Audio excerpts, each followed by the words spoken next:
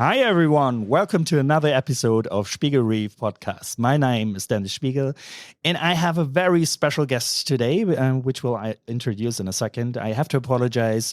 My voice may be cracking every now and then. I'm a little under the weather, but hopefully it will last through this episode. Otherwise, our lovely guest will have to talk a little more.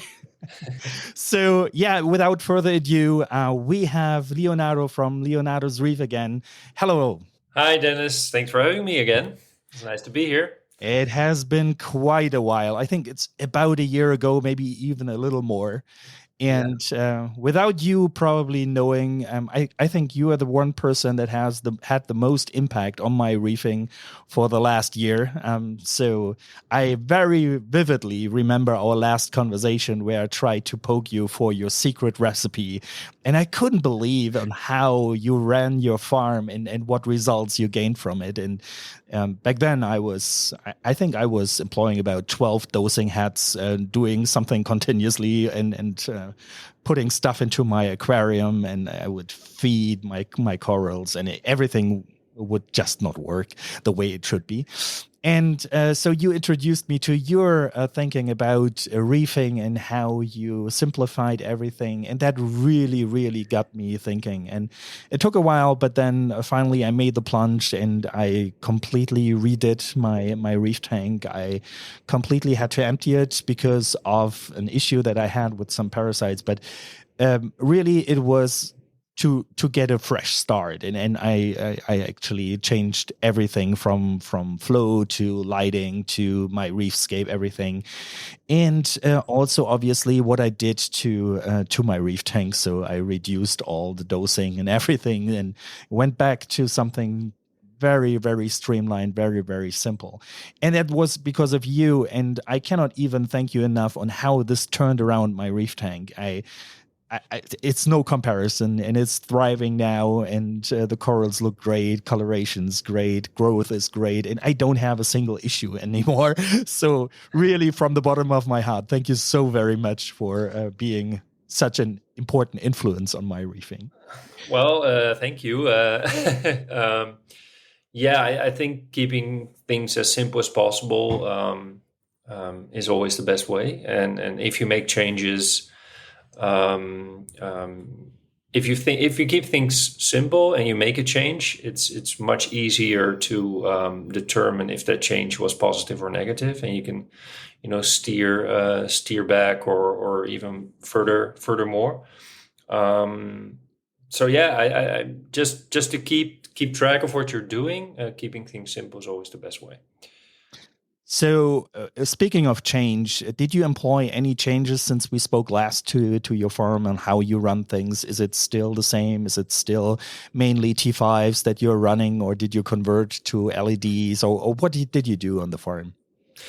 Yeah, last year I definitely made some changes. I definitely did some experiments. In the end, I'm also still just a reef keeper, and I'm always trying to improve things, improve coloration, improve growth, and you never stop experimenting, right? And over the years, over this year, I made quite some changes, but basically I'm back to square one right now.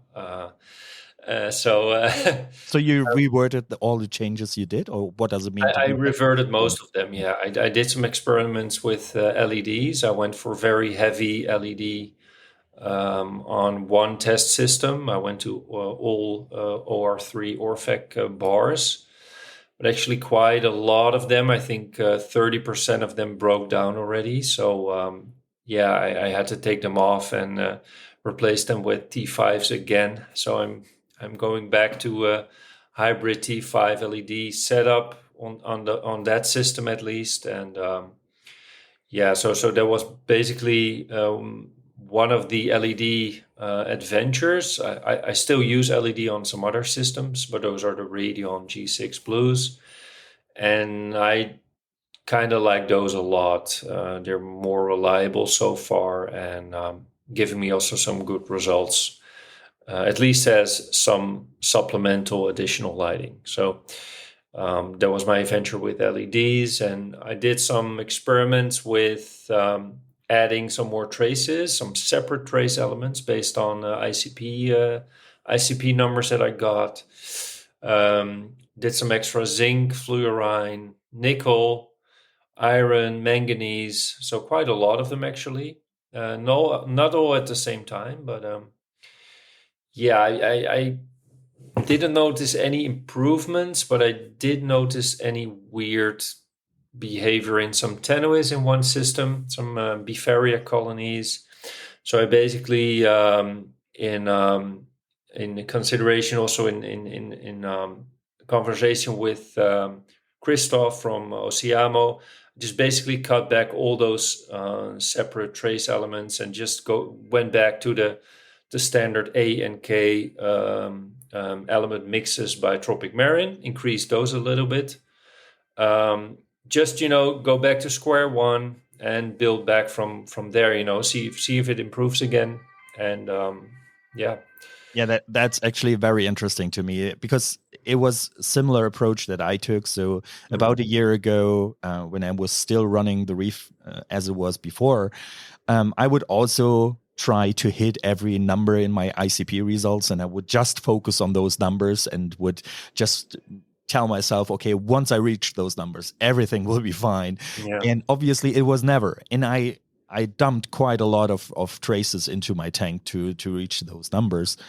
And now it is also the other way around. So I'm no longer using Balling Light, but I converted to Zangokai. Not sure if you're aware of Yeah, I Zangokai. know the brand. Yes. And it's the same. So I'm no longer worried if my ICP shows that I have only a little zinc in my tank. As long as it shows anything, I'm fine basically. And I don't dose any extra elements any longer other than iodine. So sometimes iodine I have to Yeah. get in actually my Stylophora will show me when it's time to add a little bit more iodine. But yeah, in general, it's the same here. I stopped dosing all the traces and I have much better results. And I didn't see that any corals would act weirdly, but I wouldn't see an improvement, and I don't see any problem now dosing them, not dosing them any longer, and there's no downside, at least that I can see. Yeah, I think it's a better approach. First of all, it's much cheaper, and it's also to rule out any weird issue that you might have. If you have 20 bottles that you add, where are you going to start? Yeah, you have to address everything individually, and yeah, it's just much harder to address any issue if it pops up. And if you only have a few additions, let's say there's the basic minerals from Balling or calcium reactor, plus some trace mixes. If that's your solution, then it's very easy to tackle any issues if they pop up. And for a coral farm especially, that's super important because Absolutely. it's basically your whole life, your whole income, everything is dependent on the corals growing and coloring up. So yeah, we try to keep things simple now, and I really try to stick to that now and not experiment too much anymore, at least not on the main systems. If we do any experiment, it will be on smaller systems for sure. Mm. I think when we spoke last, you mentioned that you're building up an upstairs area where you would keep the mother colonies separated from everything else. Is that Yeah. still the case, or did you change anything there as well? No, it's still the case. It's actually fully occupied now with corals. It's about 6 meters now in total by 6 meters, 1 meter deep, 40 high. So it's pretty big area.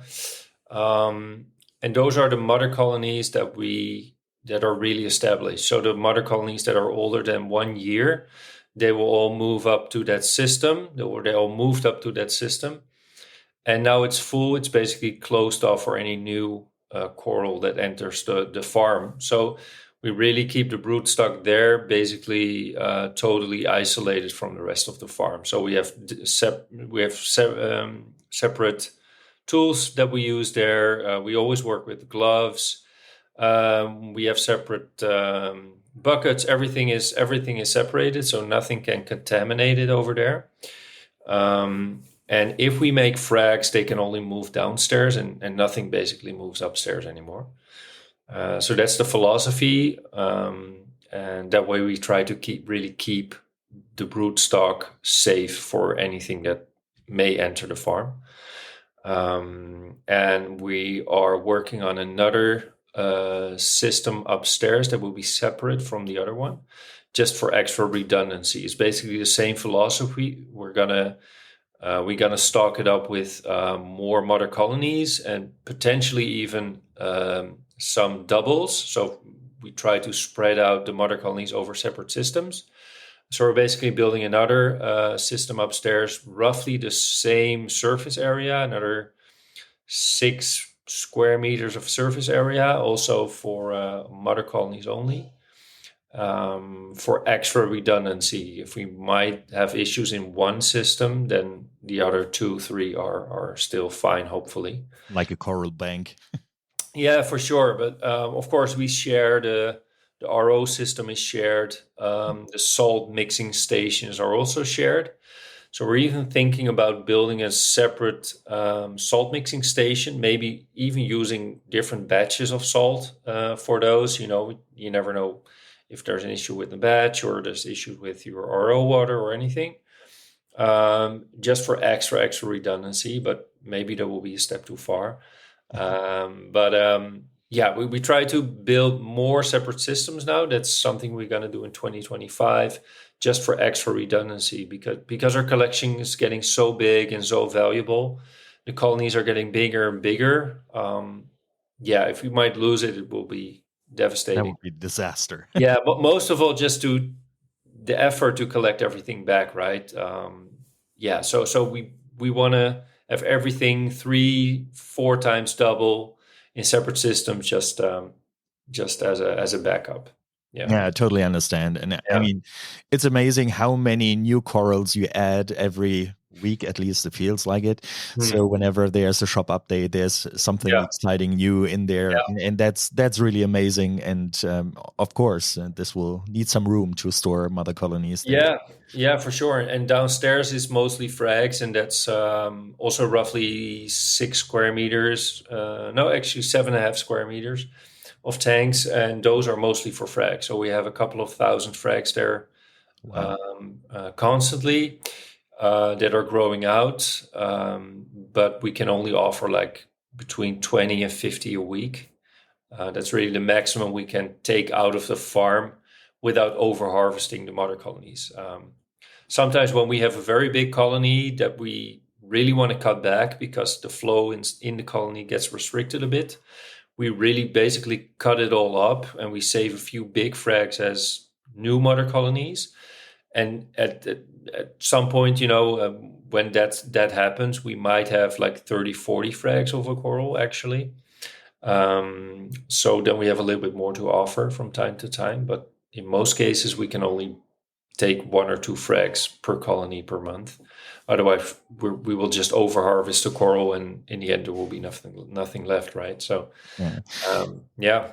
And I think it's amazing. So seeing the corals that you ship out, I've yet have to find another coral vendor that ships corals that are that healthy, that well established, and I've never had an issue with a coral that you send me that I put in my tank that would have any issues growing. Yes, there were issues in. I would refer to my old tank, but that was more due to my problems. And what would happen is they wouldn't die, but they would lose all coloration and they would turn brown and would just not grow. But all of those now, since I redid my tank, they all started to color up again and started to grow again. So that's really amazing. And I never had any issues with any of the frags that you sent. That's really something, because usually there's always, well, from all the other coral vendors that I bought frags from, they were either not as well established and had issues when they came into the tank, or they would come with their share of parasites and other problems. Mhm. And that's really something that is amazing, purchasing frags from you. Yeah. So Well, thank you. Yeah. We tried, really try to add some value because we offering frags that are sometimes the same price as a whole mariculture colony. And customers ask, like, why would I buy one frag instead of a small colony, So we really try to give that added value, and give people actually what they pay for, which is a established frag that is 3, 4, 5 years old, um, and is totally pest free. So that's really our guarantee, and that's why we think we can ask this price for our corals, because we do so much effort to care for them, to keep them healthy, to keep them resilient. And I think the people who can appreciate that and can recognize that are the ones that buy corals from our farm. So, but it's very nice to hear that back from you, because it's really what we try to do. Yeah. And I've seen that now. I don't know if it's the first time, but that you're now also offering your corals at shows. I think at Mace Mhm. you had a Yeah. booth and you offered your corals there for sale as well. Yeah. So is that something new, or did you do that before as well?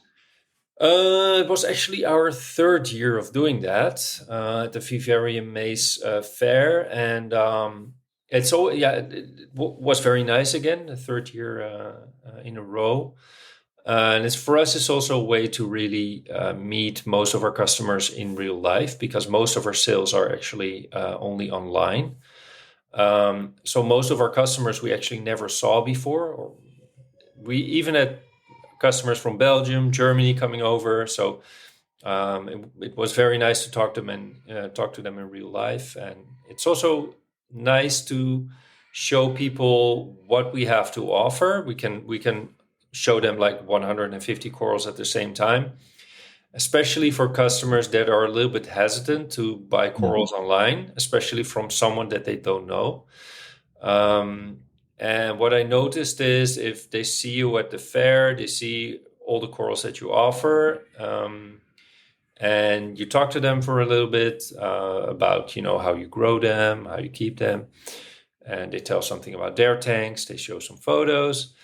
Um, then they will take some corals home, and then you will see next time they will place an order online, because they know who they're buying from, and they think it's a little bit more reliable, and they know the person behind it a little bit better.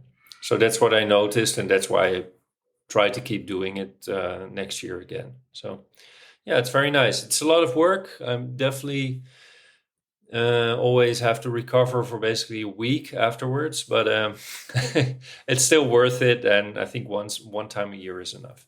Yeah, can totally relate to that. But to me, it sounds absolutely frightening, Yeah. scary, to basically put all your corals in a big box and then bring a tank, bring water, and hope that everything will be fine, because it will be completely different.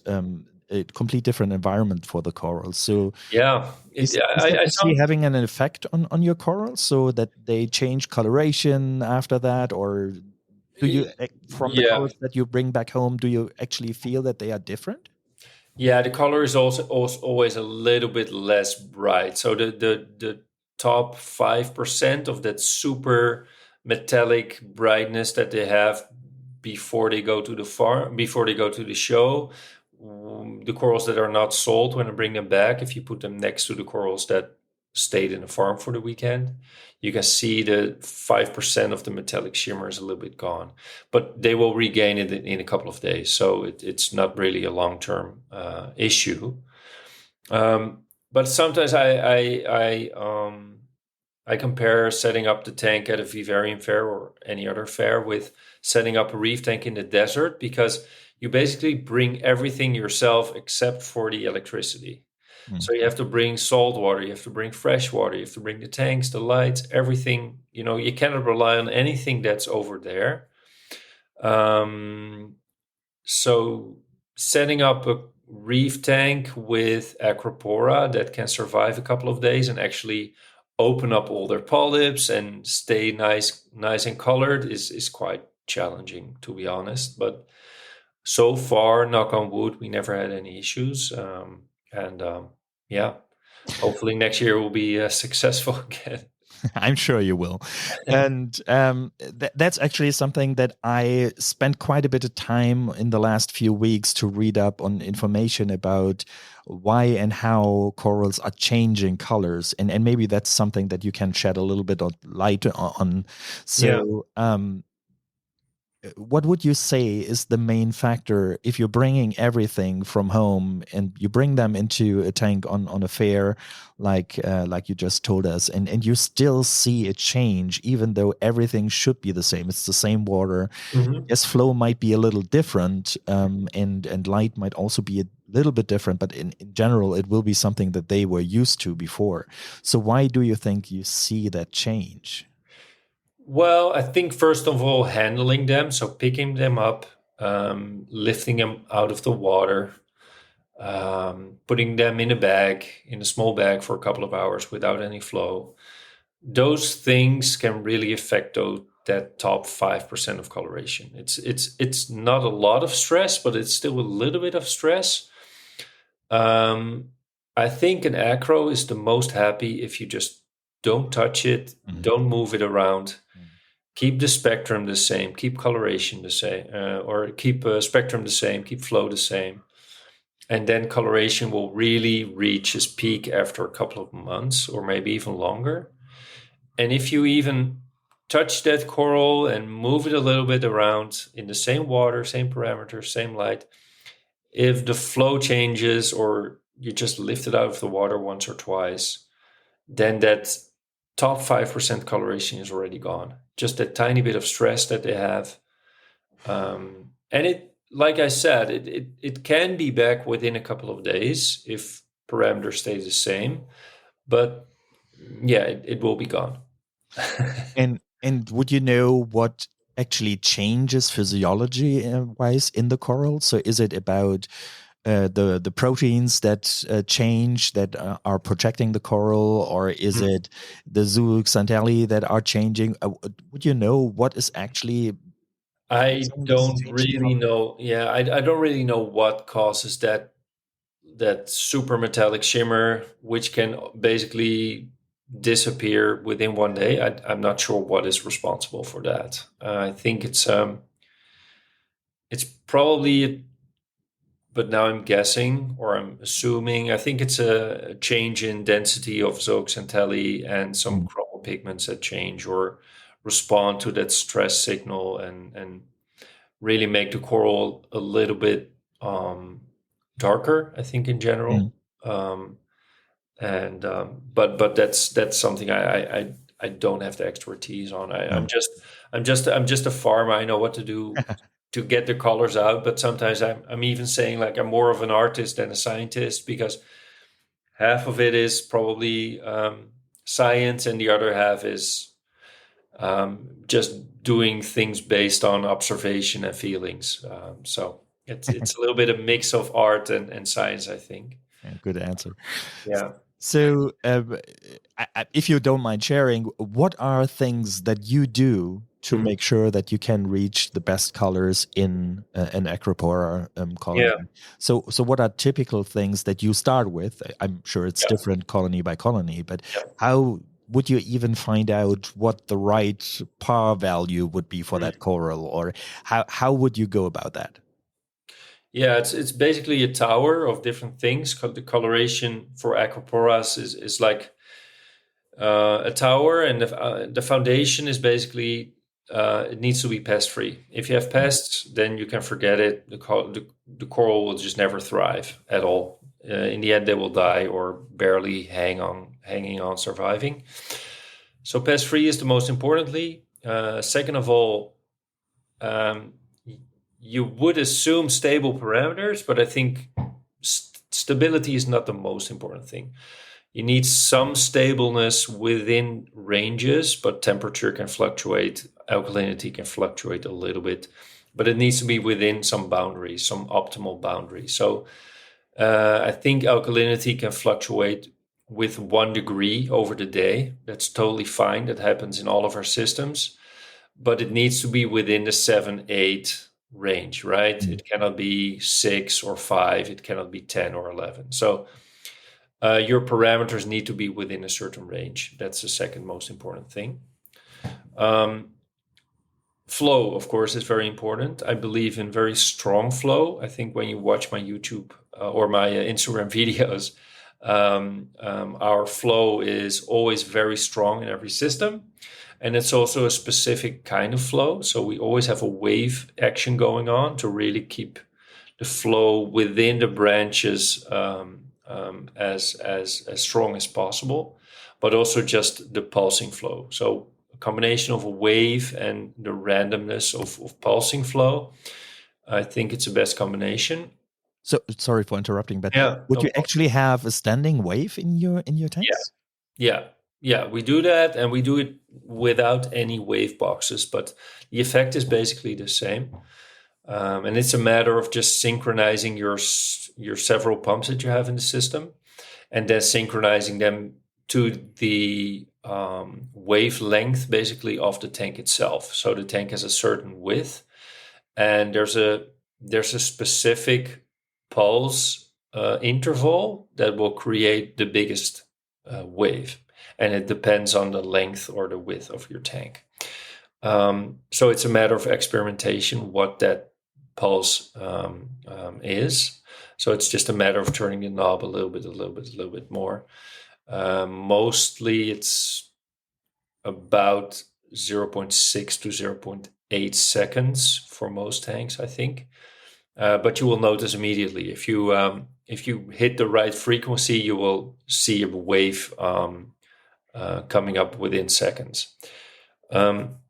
So that's how we create the wave, as well as the very chaotic random flow at the same time. And can you explain a little bit why this is so important? Why this is so beneficial in terms of flow, instead of just having a random pulse on a flow pump? Yeah, you have to imagine if you have a big colony and you are aiming a wave pump directly on it, then there will be one side that will have very strong pulse of flow blowing against it. But on the other side of the colony, there's basically almost no flow because all the branches block that flow, and within the colony, there's probably even less flow and maybe even stagnant water or almost stagnant water. So with just a jet of water, it's very hard to reach the core of a coral colony. It's almost impossible, I think, at some point at least.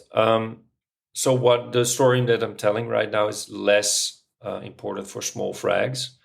But if you do things well, small frags will become colonies at some point. So then it becomes more relevant. What a wave will do is basically create a movement in the whole water column. So the whole water column, from top to bottom, left to right, every cubic centimeter of that water will move around, will move from one side to the other.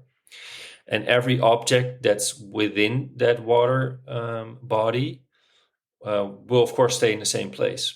But even the water within that branches will still move around together with the whole water column. So what you will have is that wave movement will actually reach all the small inner parts of your coral colony, all the small parts within the rocks, within every nook and cranny in between the rocks. So it will also flushes out any detritus.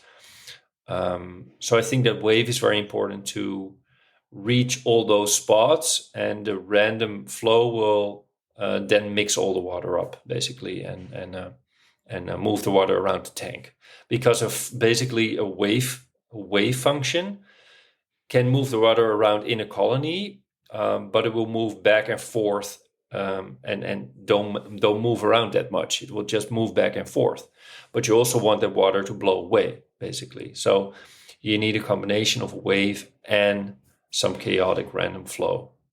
Very interesting. Yeah. And did you ever encounter a problem with a wave, as you just described it, in terms of the tank itself, the structure of the tank, because it's quite a force that hits the other side of the tank. If Yeah, you have a wave like that, it's depending on the volume that you're moving, but it will be extra strain on that side of the tank. So did you yeah. ever encounter any problems? No, we didn't, but our tank builder definitely took it into account. We specifically told him we want to create a wave in this tank, so make sure it can withstand it, right? So we have all the bottoms of the tanks are first of all made out of separate pieces of glass. So every meter of glass is a separate piece of glass. So there's a little bit of movement possible on the bottom glass at least, and around the top on all four sides we have a Euro brace, which is also glued together. So all the corners on top are actually reinforced by the Euro brace. So all around the four parameters, the tank is reinforced. On the bottom side, we don't have any extra bracing or whatever because the glass is already, connected to all sides there. But taking away enough stress from the Yeah. seams so that the seams don't break. And Yeah, so I think this won't be a very good idea with a rimless tank or any of the fancy tanks you can buy nowadays. Because I think sooner or later the seams will give because you're basically moving around hundreds of liters of water moving from one side to the other side of the tank. And that basically nonstop because we don't change any flow during nighttime. So it's a 24-hour thing. So your tank really needs to be built to withstand that. So I wouldn't recommend it for rimless tanks. okay, fine. Yeah, Yeah. no one wants to have a tank break. Yeah, but if you really want it and you have a rimless tank, you can always glue in some strips around the Reinforcements. top parameter. It won't look as I see. nice, of course, but the wave is also very cool to look at. So, So what's the typical height of the wave that you create in your tanks? yeah, we can make a 10 centimeter wave if we want to, but we try to keep it not higher than 3, 4, 5 centimeters because we want to keep it safe, and we don't want to put too much stress on the seams of the tanks. And I think a couple of centimeters is already enough to have the effect. So yeah, Amazing. yeah. All right, but going back to the original question, so what do you Oh yeah, do yeah, to yeah. reinforce coloration? And I'm sorry Coloration, for yeah. checking So you there a little bit, but so pests, water parameters within some boundaries, within certain, there can be some fluctuation, need to within boundaries. Then we have flow is a very important one. Then it comes light. Light is very crucial, I think. First of all, don't tweak your lights every day.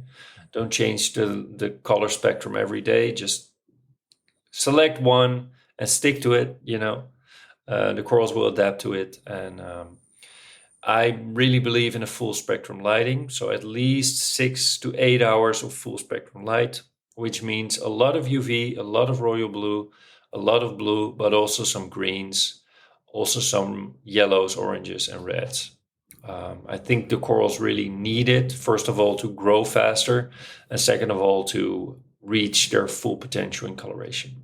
mm, Yeah. And then we come to, I think, trace elements, but that's basically the cherry on top because if the other parameters, the other factors are not optimal, then you can try everything with traces, but you won't be successful. So trace elements are really the cherry on top.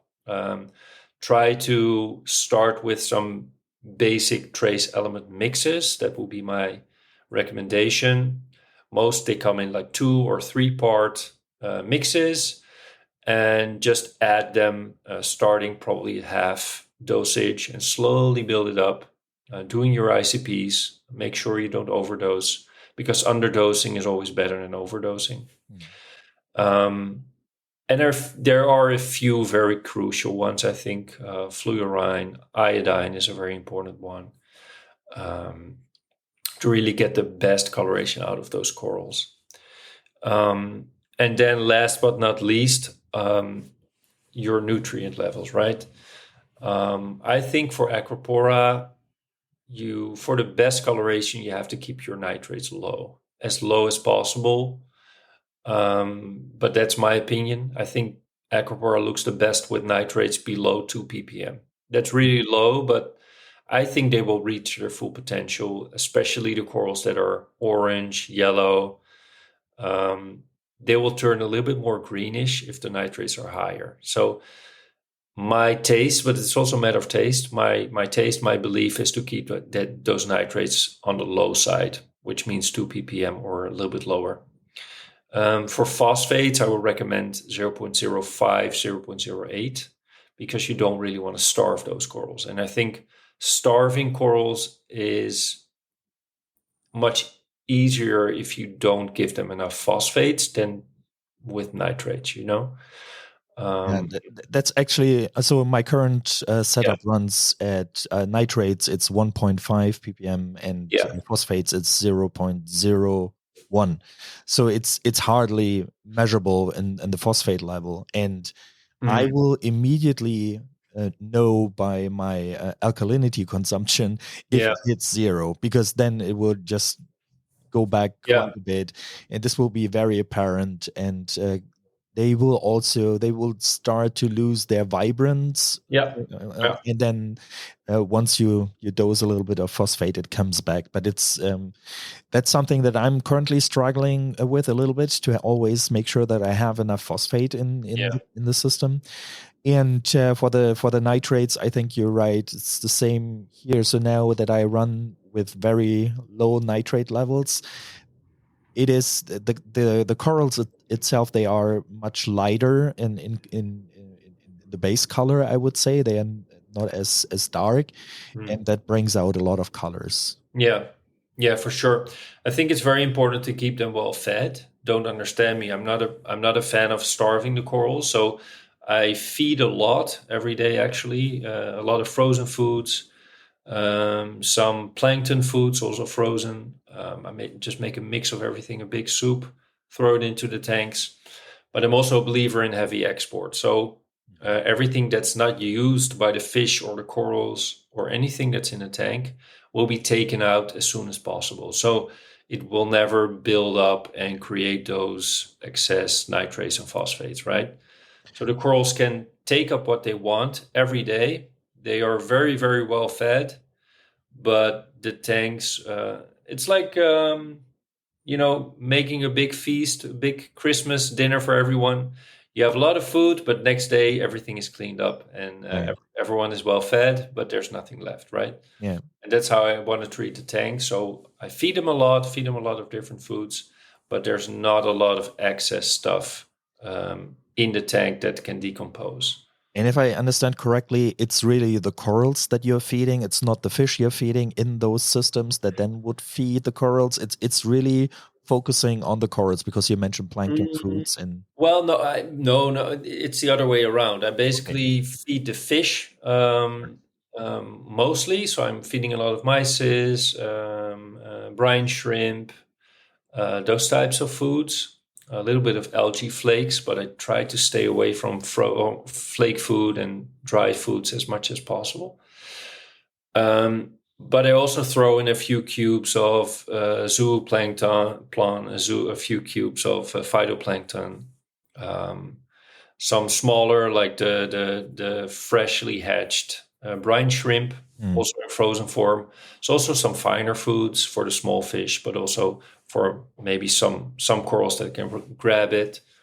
So I try to make a mix for everyone, but mainly for the fish that can then feed the corals indirectly with their waste. So that's the main way of Mm. feeding corals. Yeah. So I think last time when we spoke, all you had on those tanks were a skimmer. So Mm. did you add any other form of mechanical filtration to those systems now? Yeah, I recently started experimenting. I think it's 1.5, 2 months ago. I connected one fleece filter.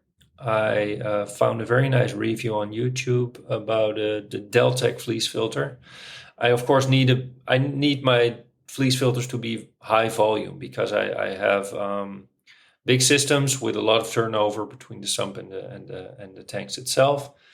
So I needed a fleece filter that can handle like 7, 8, 9,000 liters an hour without any issues, right? So I ended up with the Deltec. Um, Otherwise, it really becomes industrial, and I still wanted it to fit within a sump. So I think Deltec had the best solution for our farm. So we ended up trying one because I was still a little bit skeptical. Is it going to be a hassle? Is it really going to work? So we equipped one system with a fleece filter and we set it up with a bypass. So not all the water from the systems will go through the fleece filter. So we can actually control the amount of water that goes through it and is basically stripped. Because I think with a fleece filter, you can really strip your water of nutrients very quickly, and that's not always a good thing. So we created a bypass starting with a very low volume just to see what kind of effect it had on the system and slowly, increase the volume a little bit. And I think now it's about 50% of the total volume between the system and the sump that goes through that fleece filter. And yeah, I can definitely see a difference. We have a lot of less detritus buildup in the sumps and also in the system itself. So basically, the stuff that you expect.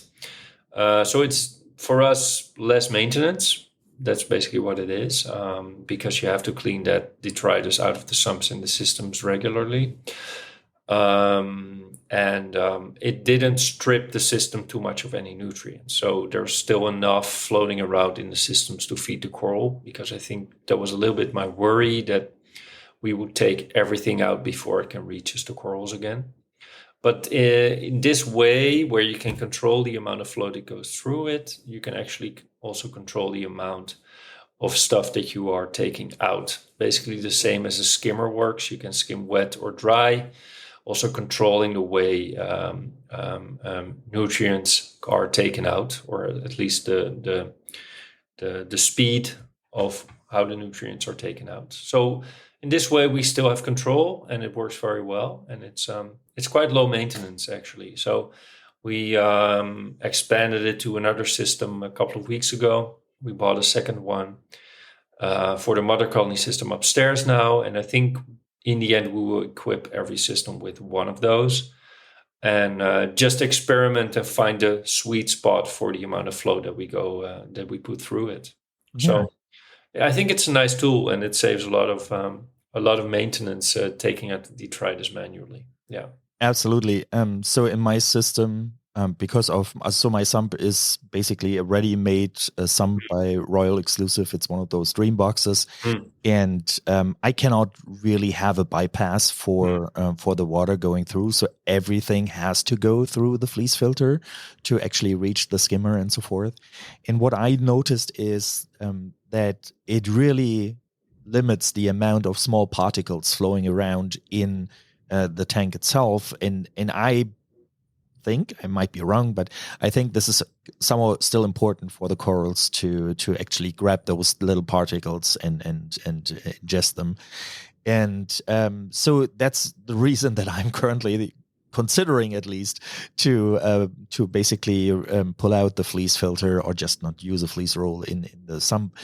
And it's very interesting. I mean, yes, it's not a farm setting. It's one little tank, right? So you can keep up on maintenance. It's not as important as for a farm. So I think if it's more detritus that I would have to basically suck out of the sump every week, that wouldn't be too bad. But I'm still considering which will be the right way. I also now try to basically order fleece that is not as finely Yeah. meshed. It's a little wider. Let's through a little bit more. Let's see how this goes. But Yeah, because of my phosphates that are currently always bottoming out, I'm really thinking about how to improve that.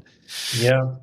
Yeah, I think those fleece filters really have to be treated as skimmers, actually, but then a mechanical skimmer and not a, more of a, what do you say, based on surface Mhm. surface tension as a normal skimmer. I really think you should be able to control the amount of flow that goes through it. So connecting it to your overflow seems like a good solution, but I don't think it's the most optimal one. And I know the Dreambox comes readily designed to do that, but I think it would be better to at least have control over the amount that goes through, because the particles have to go through the water column at least a couple of times before they can ever reach a coral, right? So if you strip them out immediately, most particles are already taken out before they can ever feed anything in the tank, whether it's a coral or a sponge or a feather duster worm or anything, Yeah. small crustaceans. Um, yeah, there's definitely something like too clean. Um, Mm. so I would consider, to use a different kind of fleece, which is more coarse, or just to take a drill and drill an extra hole in that dream box and make a bypass. Yeah, it's always a little hurtful to drill into that thing, but Yeah. yeah, you're right. I mean, that's really what it's about, and it's a good idea. I will start thinking Mm. about it. Yeah. Um, but in general, yes, you make sure that they are very well fed. You Yeah. export all the excess nutrients that you don't need. Yeah. Um, and is there anything else that you do for coloration other than what we just discussed? Yeah. Or so Um, you were talking about, um, or you were asking, like, how do you find the right spot or the right pond right. or the right Yeah. flow for a coral? And that's basically just experimenting. So when we have a new frag or a new strain, new species in the farm after quarantine, of course, and everything, um, we just try to give it moderate light and moderate flow. We just start somewhere in the middle. Um, we noticed for tenuis, moderate flow and lighting is actually the sweet spot. But for Millipora, we actually know that, okay, they can handle more flow and more light. So if we get new corals, we try to ID them immediately, and we will also, based on experience, put them in, a little bit higher or a little bit lower flow and light areas. Um, but it's also a matter of experimentation, like I said. So if a coral is doing well in medium flow and light, we try to move it a little bit up in light, because the edges of our tanks are literally lower light, 250, 300 par, and the middle of the coral flats are actually 500, 600 par because of more overlap of the T5s, basically. So the more we move a coral to the middle of the coral flats, the more par and also more flow they will get. So it's just a matter of experimentation, moving them a little bit more to the middle, see how they do, wait a couple of weeks. How's the polyp extension? How's the coloration? Is it improving? Is it actually getting a little bit too pale? Then we'll move it back. So it's based on ID. It's based on some experience that we have when it comes to species, but it's also based on experimentation. Great. So if you find the right spot, how long does it typically take you to confirm that this was the best spot possible? And once you see it, do you actually experiment? So once it's acclimated in your system, you see a certain amount of color and how the coral behaves. How do you make a decision if this is now fine or if you have to fine tune it? Um, we always try to push it a little bit. So we always try to give it more flow, more light, because some corals will just become nicer and nicer and nicer the more flow, the more light you give them, actually. But I think every coral has its limit when it comes to flow, but especially lighting, where it actually becomes too pale or The colors actually decrease because it gets too light, and then you know you have to move it back a little bit. But typically we wait around 2 weeks, 1 to 2 weeks, to see if we see any improvement or not. But sometimes it's much quicker, and you see a coral is not happy with more flow, more light, and then you'll move it back immediately. Um, um, but in general, you can basically give a coral more light, more flow, up to a point that they don't like it anymore. And sometimes it's also a matter of acclimating them very slowly to higher light or higher flow. But every coral has its limit. I think there are a few corals that are basically limitless, and those are Millipora in general. Any Australian species, Australian strains, you can basically blast them with light. I never found any that are not happy with the amount of light that we gave them. So we definitely didn't find their limit yet when it comes to light intensity. Um, but like I said, for tenuis, it's definitely very easy to overlight them in our experience, at least. So we really try to have to keep them at the edges of the tank. Yeah. So one thing that I noticed is now I changed my lights. So I did run Radeon G6 before, and I changed them now to Orphac Icon lights. Yeah. And so one thing with the Radeons on the uppermost part where on the Reef ceiling, no, what's the word? Yeah. So on the upper part of Yeah. my Reef, really, where the corals would sit, I with the Radions I reached up to 800 par, and now I'm down to 450, but still it seems like they are enjoying the light so much more. I can't put it into other words, but it seems even with the reduced par amount, they just behave totally different. They are coloring up much more than they did before. They show better polyp extension. And this was already after I changed the setup of my tank. I just recently changed the Orphax about 2 months ago or something. Yeah. And I'm so pleased by the light that they are producing. And I'm so pleased with the spectrum that they are obviously putting out. And it seems to be much easier to find a setting on those Orphacs that the corals like, and compared to the Radions where you really have to know what you're doing. I think the Orphacs are a little bit more, I wouldn't call them reef safe, but they are a little bit easier to handle for someone like me who's not really knowing what they are doing. Yeah, I think par is I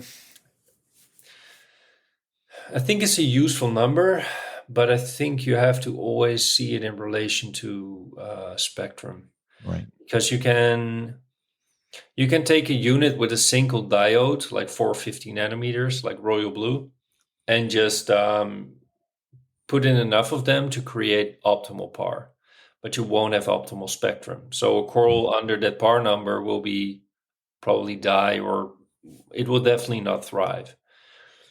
While if you give it a full spectrum with maybe half of the par, it will do much better.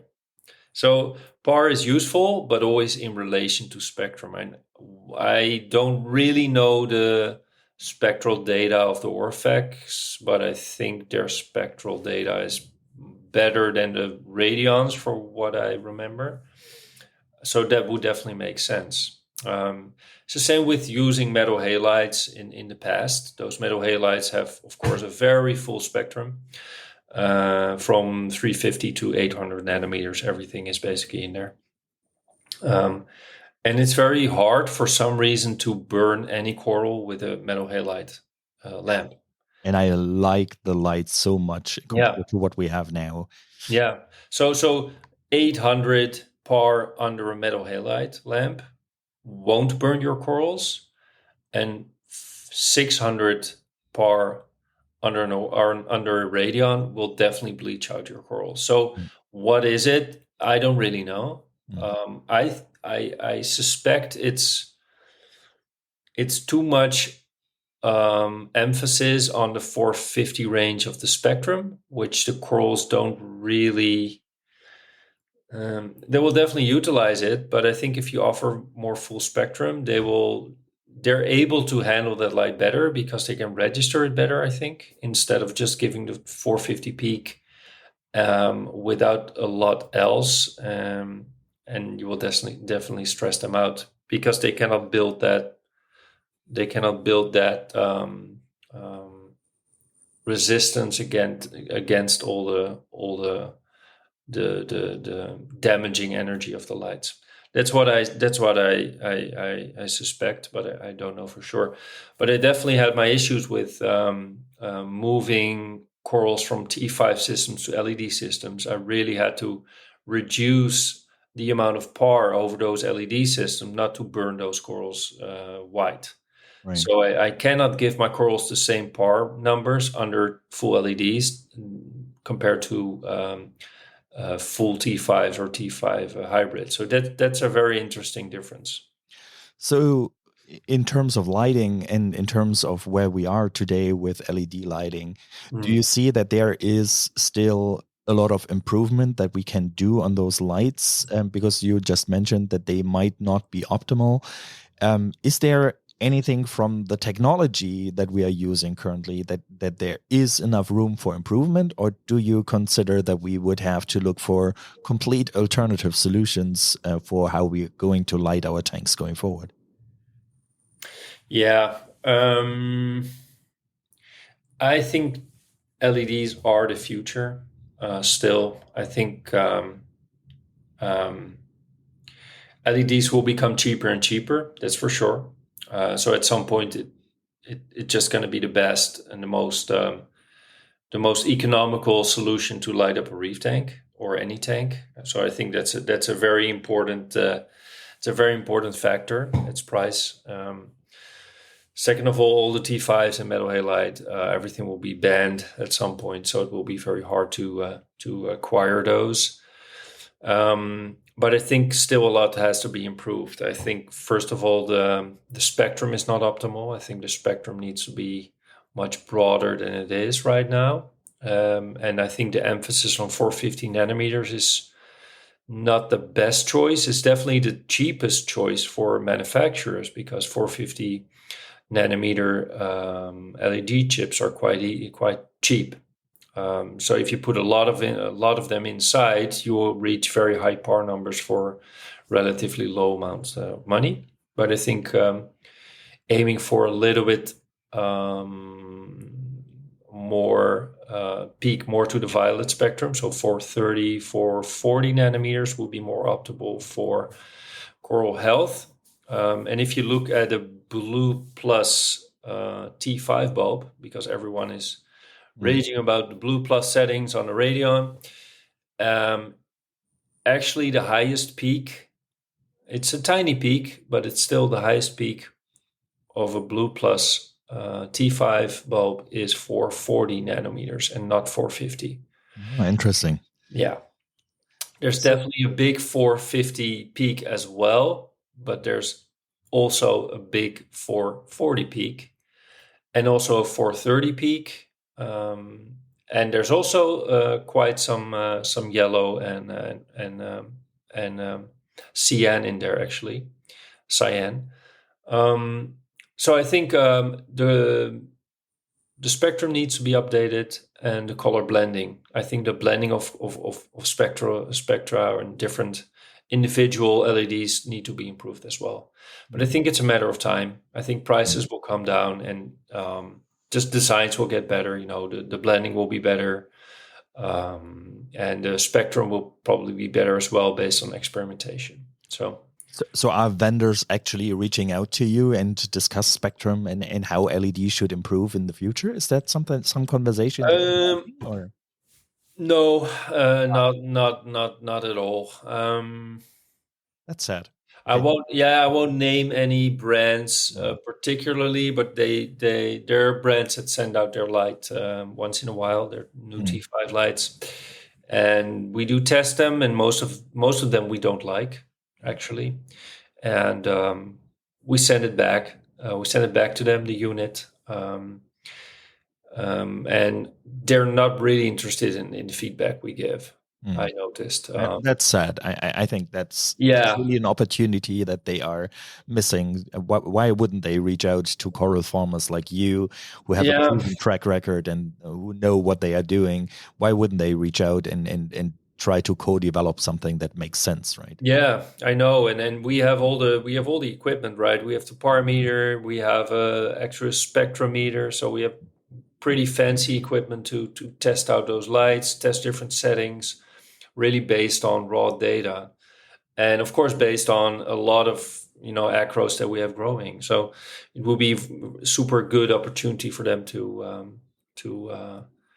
to really test their lights out in the field. Um, but we're thinking about just making our own light bar. I know there are some factories in China that you can basically specify your own LED Wow. layout. We have some ideas about it. Like I said, the more 440, 430 nanometer peak. And maybe we just have to build our own lights for the farm instead of buying something. Sounds exciting for sure. I will definitely not become I won't bring it to the market under my own name. I don't want to have all that hassle. But if people want to know what spectral blend I use, they can reach me. So no Okay. problem. Yeah. All right, enough of the tech talk. I was Yeah. saying let's get back to what really matters. That's the corals. So, Yeah.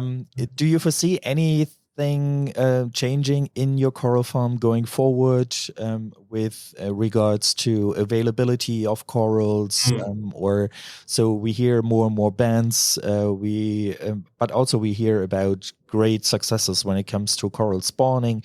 Do you think that this will in the end really influence what you're doing as a coral farmer, or will you Um, just be for the next years for sure be independent of that? well, I think a coral ban would definitely change the whole industry, the whole market. So I'm not hoping for that, because a lot of joy for me is also to find those super nice gems in a big shipment when it comes to the wholesale. So I don't hope a ban will be coming. When it comes to coral spawning, there's actually a few companies busy with coral spawning right now, also to make it commercially viable. It's definitely something that we are not really want to do. I do have some plans still with coral spawning, but on a very small scale, because I don't see a very good business model Mm. in making coral spawning Having thousands of corals legitimate of the same business. kind, Yeah, when you compare it to asexual replication like we right? do, like the fragging, I think it's still a more. I think it still makes more sense to do it that way. If there's a coral ban and the amount of new species will be limited, I think that's a different story, because Mm. then the only way to create new strains, new species, new colorations is to hybridize them yourself.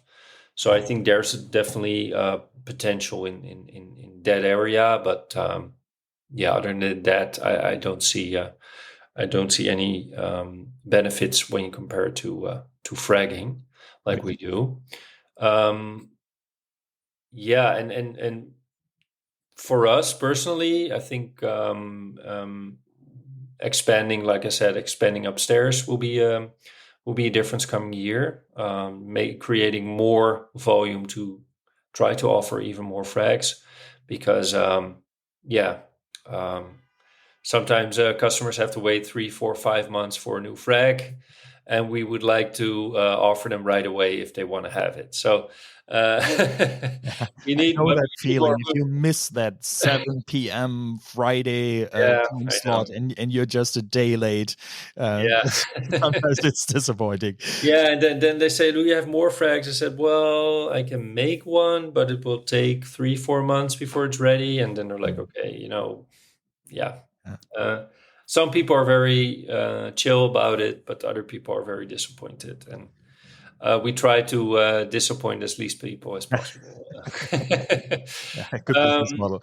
So, yeah. so in your current collection, what's your favorite coral currently that you think Mm. is the one that excites you the most? if you can say that even. Yeah, that's All very children are difficult, but I beautiful, right? think yeah, it's probably a new one every week. Jake Adams always said my favorite coral is the one that thrives the best at this moment, right? So the coral that looks at its best right now is also my favorite coral now. And I think that's actually true. So if a coral is really that sometimes it's extra nice, but it's only extra nice for a couple of weeks, something's in the water that makes it really super happy, super fluffy. That's my favorite coral for those 2 weeks, and afterwards it's another one again. I think in general, my favorites are all staghorn corals. Mm. Personal favorite was the first SPS, first acro I ever had. So it's a little bit of nostalgia also there.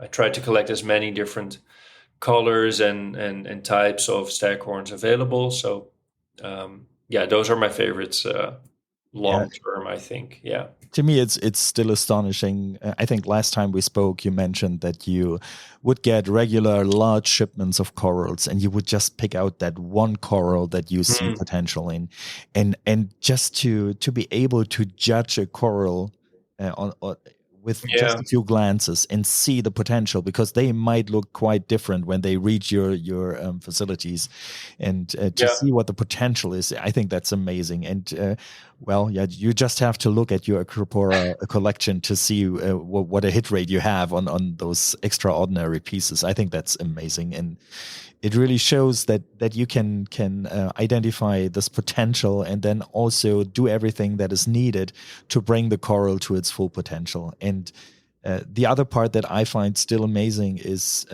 first of all, the coral that you ship out, they look like they look on the picture. That was a first when I first ordered from you and I saw the coral and said, it exactly looks like the picture. That was amazing. And yeah, as I mentioned, now at least they keep their coloration and they stay as nice as they arrive, and that's really amazing. And I can only thank you for everything that you do for us Well, hobbyists, thank right? you very much. And I think it really shows the extra effort, the extra mile that you're always going in your farm and in how you treat your corals, but also how you treat your customers, and it really shows, and it's amazing. And honestly, currently, I wouldn't order from anyone else. Sorry for this shameless plug here, but it is really it's amazing, and thank you, really. Yeah, well, you're welcome. It's super nice to hear, and it makes all of our efforts worth it if you and other customers are really happy with the corals. So thank you. Yeah. Yeah. All right. I want to be conscious of your time. I know it's Oh, no problem. I know you have some well, some training in spending hours upon hours on podcasts, but still, thank you so very much for this conversation today. Well, I think thank you too. it was amazing. I learned a lot again, and I'm uh, every time I speak to you, it's just this. It is just exciting. It is pushing the boundaries somehow. It gets me thinking, and it's an inspiration to talk to you. So thank you so very much, and also in the name My of all pleasure. our listeners. And is there anything else that you want to let our listeners know before we close the session? Yeah, small teaser maybe. I'm in the beginning stages of building a show tank, a big show tank in the farm, and I'm gonna document the whole process, so all the steps from filling it up to creating the rockscape, the aquascape, to selecting the corals. Everything will be Amazing. documented and will be a series on YouTube. So you can already subscribe on my YouTube channel. It's just Leonardo's Reef, very easy to find. I We'll put it try in the show notes as well. So yeah, I try to upload the first video before New Year, so that will be the first start of what hopefully is going to be my ultimate Acropora reef tank. So if you wanna check it out, stay tuned for that. that sounds really exciting. And I think people that are following you around the YouTubes and may already have seen a glimpse of what is there to come Yeah, in a sometimes recent it's stream. yeah, There sometimes was a there's an Easter background egg. of an empty Yeah, tank. yeah, yeah. There are some Easter eggs here and there sometimes, but I want to keep it a little bit of a surprise, of course, Of course. for the big reveal. Yeah. Yeah, So that will be for sure exciting, and I will for sure follow, and I'm sure our listeners will as well. So yeah, all the luck to your new project there, and amazing that you even find time to build something like yeah, that. well, I filled it up with water in August. So So it's just water, nothing else in there right now. it's just connected to another system. It's just running with salt water in the dark right now. But better too much patience than not enough. So yeah, Of course. yeah.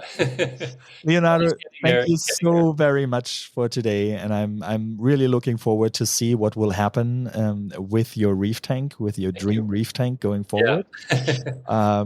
And I hope there will be no setbacks and everything will move as planned. But I'm sure this will be one of the most exciting tanks that we will get to see. And so I'm really excited to see that. At some point, I will have to visit your farm and see all that in real life. And Sure. um, again, thank you so much. And let's keep the conversation going, and let's find maybe another spot for another episode. And let's not wait for another full year. No, let's do that. Let's keep in touch and do some new ones soon. Yeah.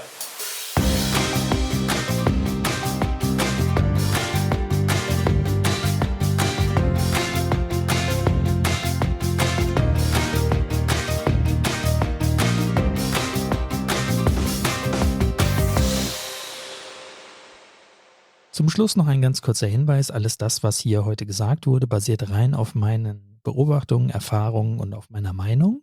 Ich bin von niemandem incentiviert worden, bestimmte Meinungen hier zu vertreten oder Produkte zu nennen oder nicht zu nennen.